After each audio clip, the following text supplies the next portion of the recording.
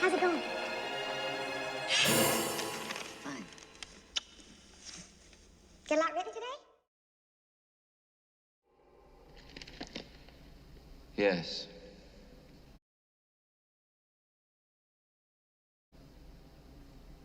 Hey, the weather forecast said it's gonna snow tonight.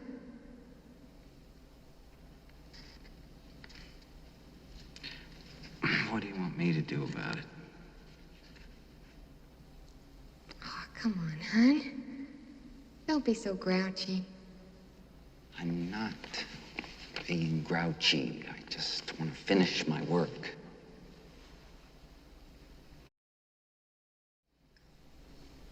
Okay, I understand. I'll come back later on with a couple of sandwiches for you, and maybe you'll let me read something then. Wendy, let me explain something to you. Whenever you come in here and interrupt me, you're breaking my concentration. Distracting me, and it will then take me time to get back to where I was. Understand? Yeah? Fine. And we're gonna make a new rule. Whenever I'm in here, you hear me typing.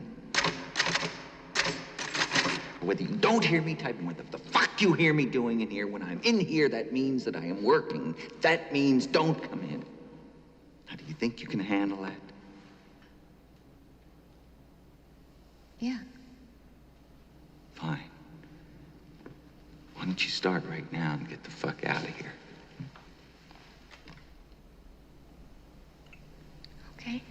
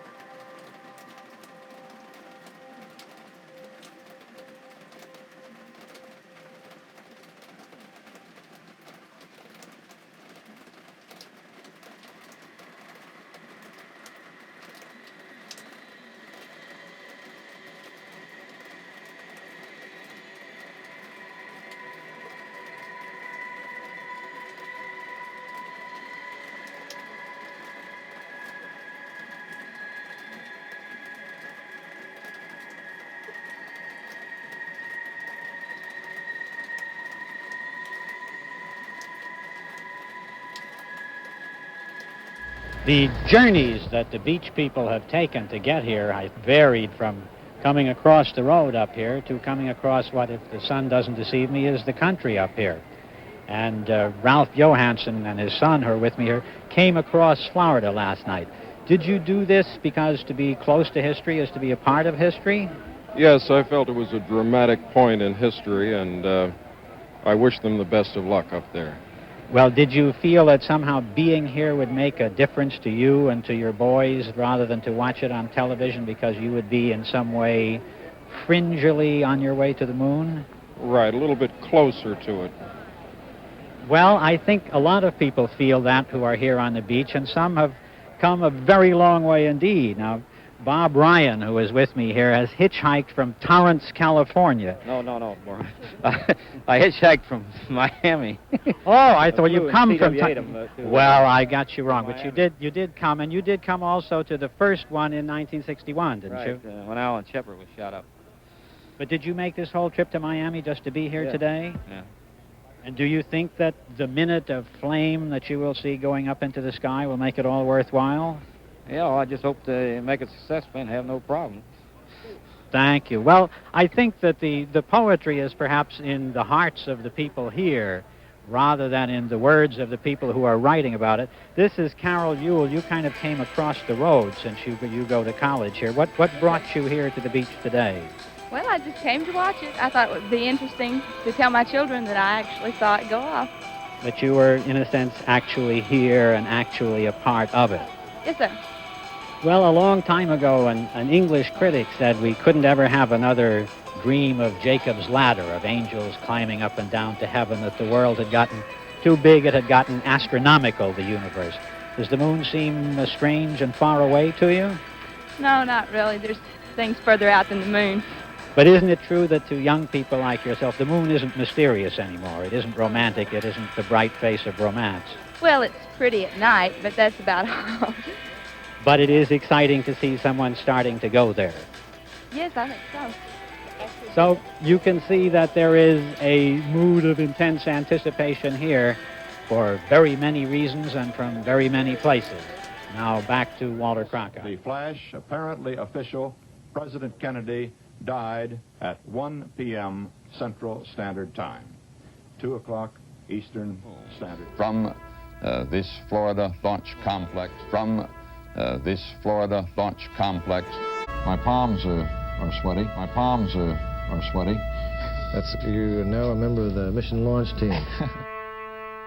6, 5, 4, 3,